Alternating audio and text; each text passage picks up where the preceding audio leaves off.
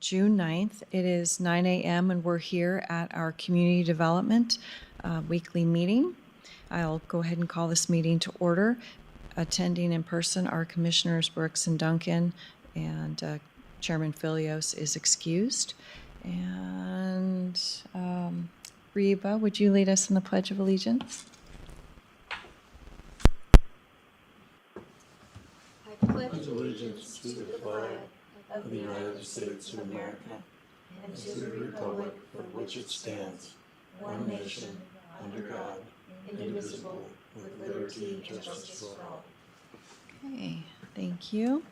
Are there any changes to the agenda? All right, hearing none, there's no opening remarks and any conflicts of interest? Hearing none, we'll go ahead and get started with deliberations. And somebody just joined us via phone? Somebody else on the phone line? All right, we'll keep going. So this is VAR 22-0003, Mark Lazar, Intervivos Trust. And so it's for a 15-foot variance to the 25-foot front yard setback on a small acre of land located in restricted residential zone, so less than a half an acre. Vlad, will you, David, do you need to start us off? Or I would just mention we're having technical difficulties, so if you'll give us just a minute, we'll have the audio visual set up.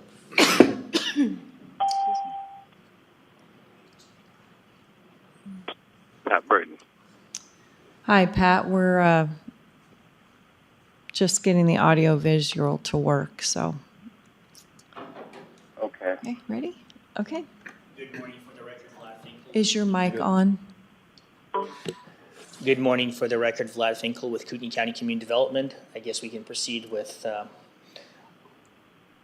this morning's presentation regarding case number VAR 22-0003 by Mark Lazar.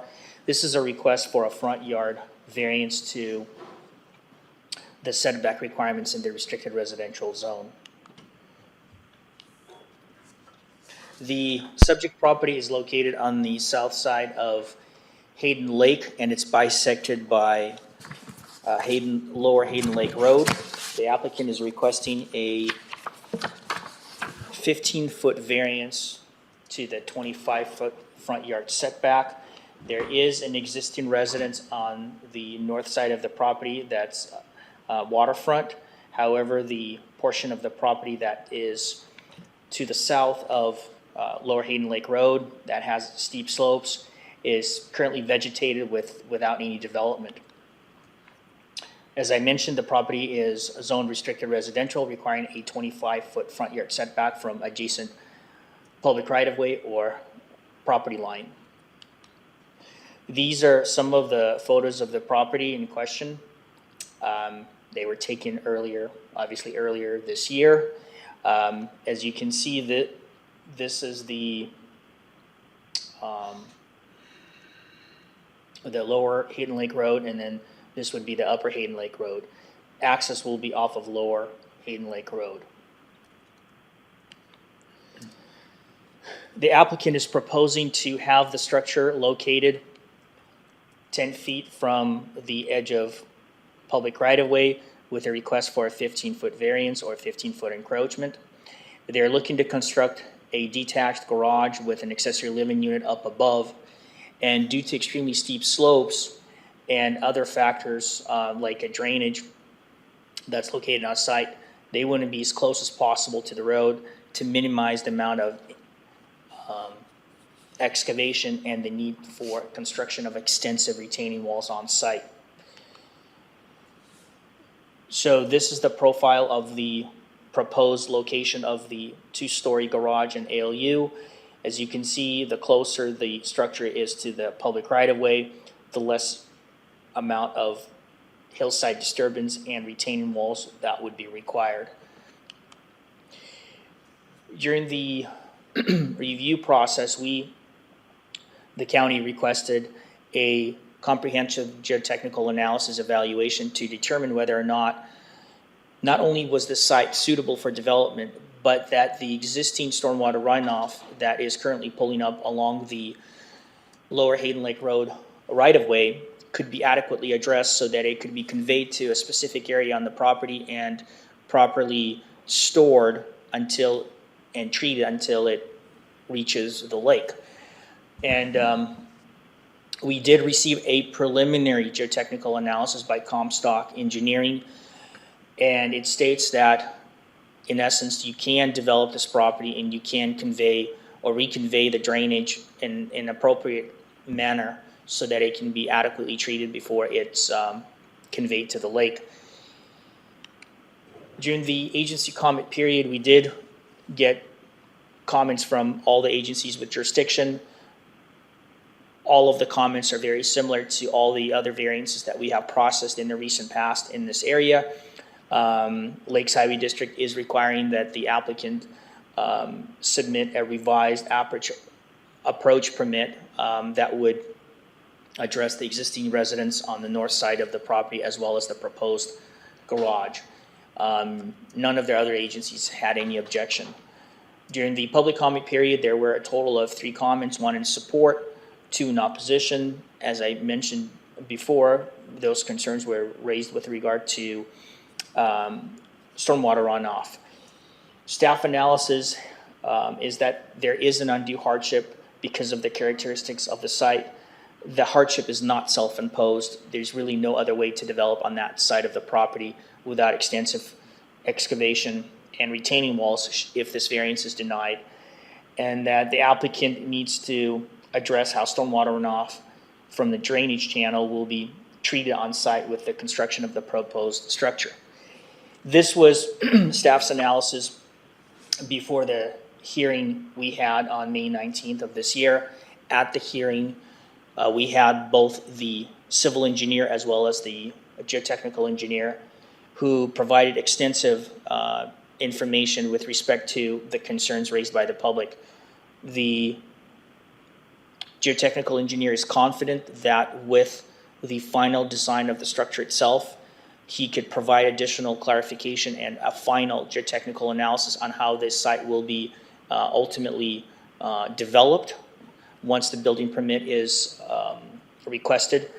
And with that, the hearing examiner recommended approval of their request. I stand for any questions that you have at this time. Bill, any questions? Yeah, how long has the applicant owned this property? I don't know how long, but I know that it's not a recent purchase because the communication that I had with some of the adjacent property owners was that they have brought this to the attention of the owner regarding the drainage issue in the past. And so there's been some communication in that regard. We did have one gentleman that testified at the hearing that he was in support of this so that they can ultimately use what they explained to us as a French drain that would convey the existing runoff that currently goes to the bottom of the hill and hits the right-of-way and just pulls up in this area, and it's very soggy and wet in this area. What they intend to do is that create a French drain on the back side of this property that would convey all the runoff to a specific area, and it would be in conjunction with the civil engineer that they would design the swale to retain all the stormwater. Going back to your original question, I don't know the exact time when they purchased it. Commissioner Brooks, I looked it up and it's looks like September of 2014. Excuse me. My concern is that people are snapping up properties and building structures, fast as they can here. And everybody wants a variance, everybody wants an exception. And I don't like it when people buy a piece of property and then go, oh, I didn't know it was on a slope. Well, I don't think that's the case here. These people have known that. But a French drain would be the answer there to divert that runoff to a suitable location. Yeah, it sounds like the project is actually going to solve one of the problems in this area. That's the intent. And Commissioner Brooks, I understand your concerns. We when we as staff conduct pre-application meetings, we always advise the applicants that a variance is not a guarantee. In fact, based on the latest revisions to the code, the criteria for approval of a variance has become a lot more sophisticated. And so we walk through each and every item on that criteria and make sure that the applicant understands that if they don't meet those stipulations, that it's unlikely staff will support this, or the hearing examiner or the board will approve it.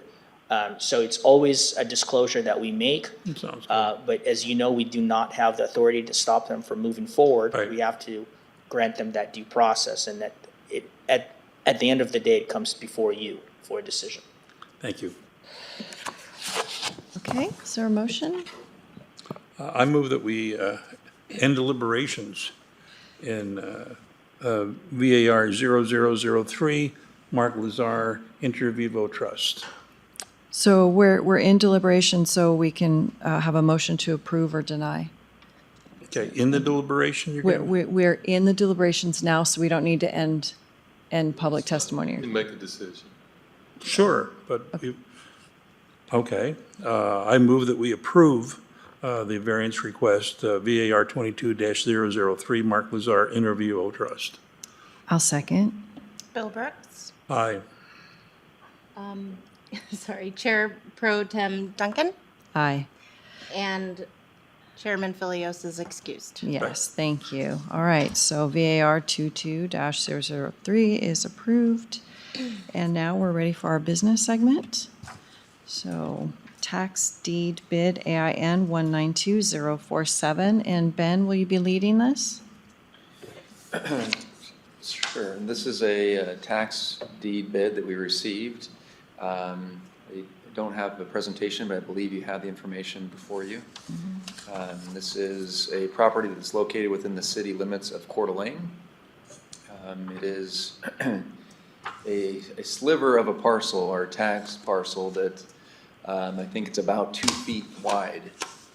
And formerly, it was part of the adjacent property owner to the south. Just trying to get this up real quick here. The bid, of course, came before a property owner to the north. Based on the review, there is some unknown with the orientation of the property lines and the aerial image.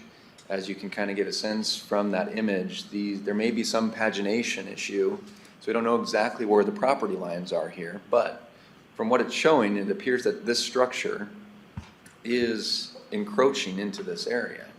And so it may be problematic to have the property owner to the north receive ownership, as it could create a conflict there.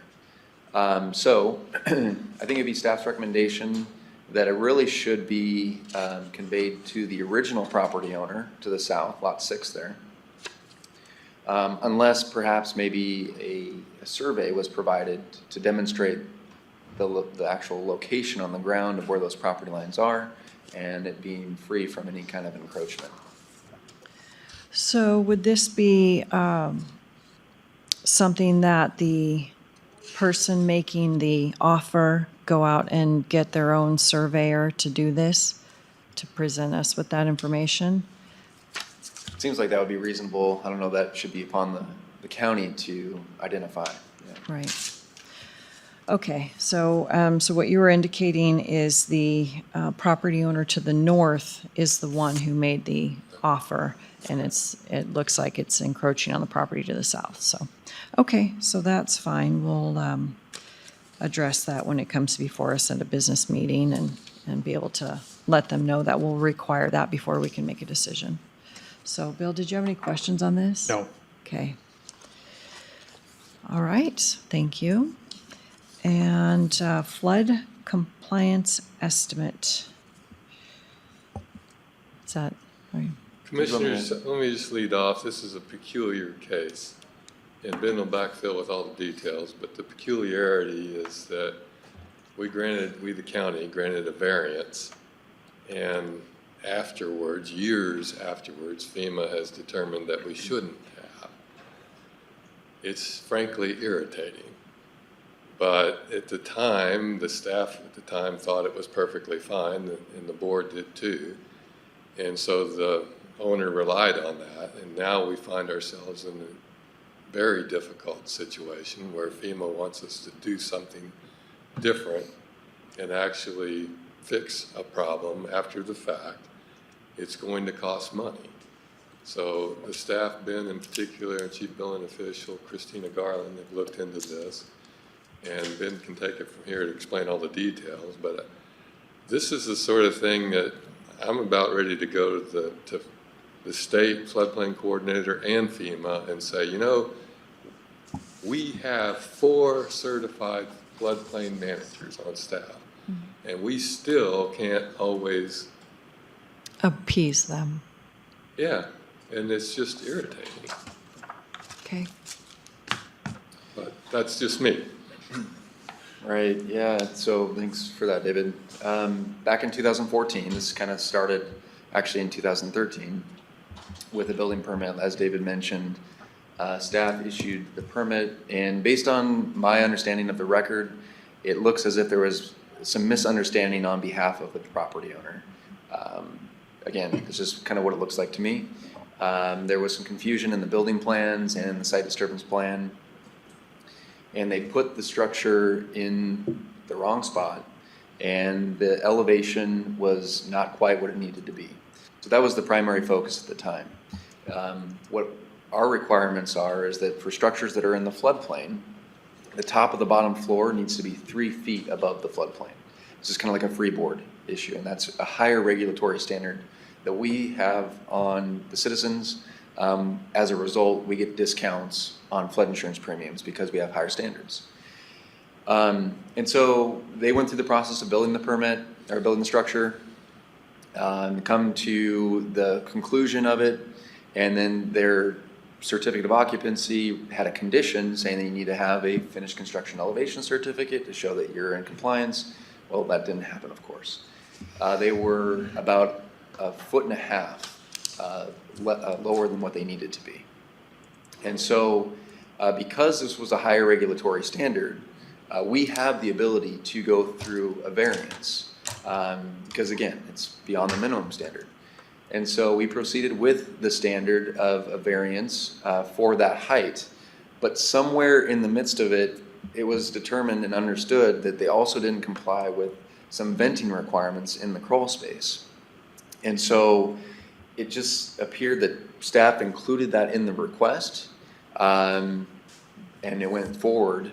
However, again, the venting requirements in the crawl space is a minimum standard to the National Flood Insurance Program, and we don't have the authority to grant variances to that standard.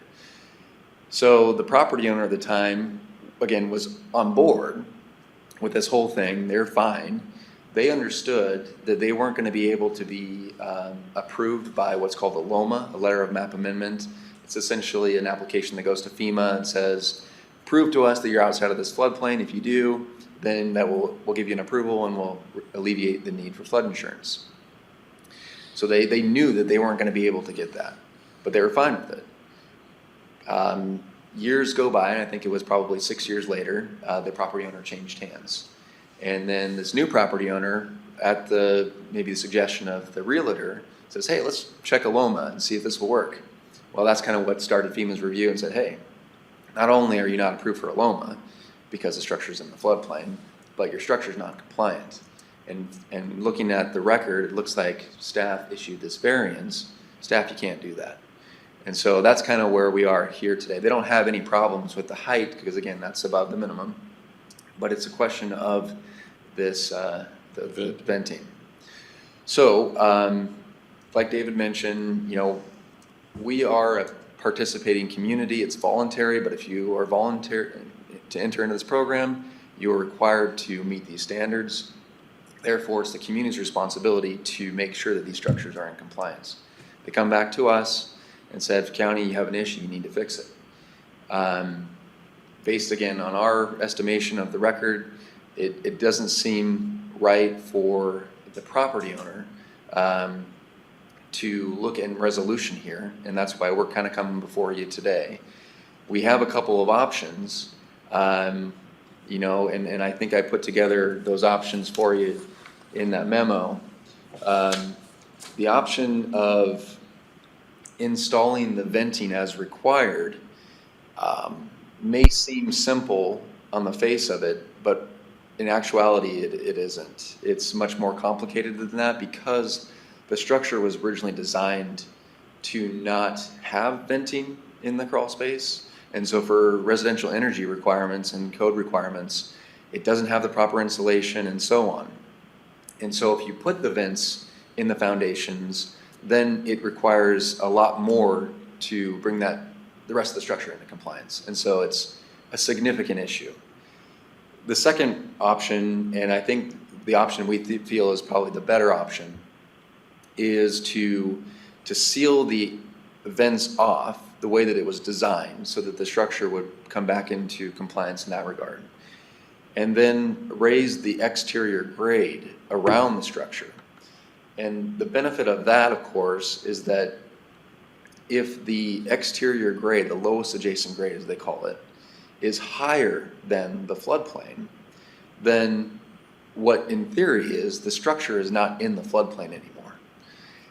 So that seems to us to be the best option. We've talked to our floodplain administrator, and she also recognized that as an option and sees that as a good option. However, there are some challenges that come with that. First off, there is cost involved, and so we have an estimate provided by Stancraft. It appears to be a good estimate to us. Given the proximity of this property, it's pretty far down on Highway 97, and so it's going to take some effort for anybody to get there. But in addition to that is that we're going to require an approval of a LOMA from FEMA. And there is some risk there because FEMA is already aware of this non-compliant issue. And so it's entirely likely, I don't know if it's the case, that they may see this and say, well, this doesn't fix the non-compliant issue. We already see it as being a structure with non-compliance because it's a structure in the floodplain. Raising the grade around the structure 1.5 feet isn't going to fix the issue, and we're going to deny the LOMA. So that is a potential. We don't know what the likelihood of that may happen, but it is a chance. So want to, of course, be upfront with you and let you know the situation there. So I don't know if you had any more to add than that, but that's kind of maybe some history for you. What do you think we ought to do?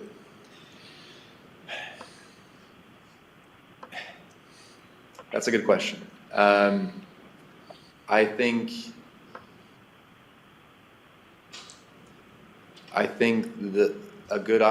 what we should do is go forward with the estimate from Stancraft and put in the effort of going for the LOMA. It's the least expensive. It's the least expensive. David? Hi, Pat, go ahead. Yeah. What would be the, excuse me for coughing, but what would be the ramifications of them not receiving their LOMA for whatever reason? Good question, Pat. Thank you. Why did they apply for it in the first place? So if FEMA does not approve the LOMA, then After we do our work. after we do our work, yes, thank you, then we still have the issue of the structure being out of compliance, and the efforts that were taken were fruitless. So essentially we're throwing 14,000 and change at a loss. And then we would have to not only do that. Sounds like the definition of arbitrary and capricious to me. I mean, either something's going to fix it to FEMA satisfaction or not. I think before anybody spends one dime on this, I think we need to get FEMA to stop weaseling around and say either this is going to fix it and we'll approve the LOMA or it's not. Okay. So, And the second question, I guess the second question, and almost the threshold question to me, is how is this our fault? Why are we considering spending county money to fix this? Well, The variance shouldn't have been approved. Is that fair? yeah, I was debating on whether to go further back in time or not, but yeah, I think that's kind of the issue, Pat, is that we should never have approved the variance to the flood venting requirement. It was inappropriate for us to do so. Okay, yeah, And at that, what? Okay, if the if FEMA doesn't issue a LOMA and this is still considered out of compliance, what would the ramifications be to our participation in the NFIP? Yeah, that's a difficult one to really nail down. FEMA's initial position would be that if you don't take care of the non-compliance issue, then you're out of the program. One structure would kick us out of the program. Is there an appeal process with them? no, That would be their initial position. right. In conversations that we've had with them in the past, it's always starts there, and it feels like there's some room in the middle that we always kind of seem to land on, although that's never where they start. It's hard to say. It's hard to say what their position would be, but I know that that's where they would begin. Now you know why I let off the way I did. This is just excruciatingly frustrating. Right. So Yeah, and I'm trying to nail down, in part, so the commissioners understand, Right. I think we'd have to have solid justification for spending county money to fix a problem on a private residence. well, and I would say, and that it would satisfy FEMA's requirements. so And I know from dealing directly with some of the FEMA personnel myself, it's like being your head against the wall a lot of the time. You staff, don't have that problem with a lot of federal agencies. right, staff is agreeing with you. So can we go after the LOMA first and say, okay, here's our estimate, here's what we're going to do? Go after the LOMA first before we spend any money, like Pat said, and get that? Unfortunately not. In order for FEMA to approve a LOMA, we have to have the lowest adjacent grade that's exterior of the structure above the floodplain, and currently it isn't. It's about 1.5 feet below that. I know, but our intention is to put it. True, our intention is, but FEMA won't actually approve it based on an intention, and they'll actually wait until the conditions exist for them to actually approve it. I understand that, but at the same time, I think we need some assurances that at least it is likely that they will approve it based on that. Because the last thing we need to do is spend county money to fix a private residence and then have FEMA come back and say that isn't good enough. Right. So then my other part to that, have we, assuming that we can get the assurance that the LOMA will be issued if this money is spent, can we ask the property owner, hey, do you want to partner with us? Do you want to split it 50-50? You can always ask. I Yeah, don't know that they will. sure. And that's fine, but asking, I think, is always appropriate. Yeah, I agree. I think we should at least make the effort to try to cost share this if we are going to go forward with it. Okay, so, Bill, did you have comments or questions? Okay, so then I guess I would ask that you try to get that reasonable assurance first, and then we'll take our next step after that. Just so you know, my guess is FEMA's going to say no. We're not going to answer you because you don't have the data on the ground. We'll try. We'll go there. I'll make the phone call. What if our lawyer Pat, what contacts if you them? and I did a conference call? Yeah, we can do that. I don't have a problem with that. Okay, that'd be helpful. Thank you. So do you need an action today? It's just direction at this point. Okay. Thank you. I think it'd be just direction to staff. Okay, staff has direction. Thank you so much, Pat. All right, anything else? Okay, then it's 9:30 and this meeting's adjourned. Thank you.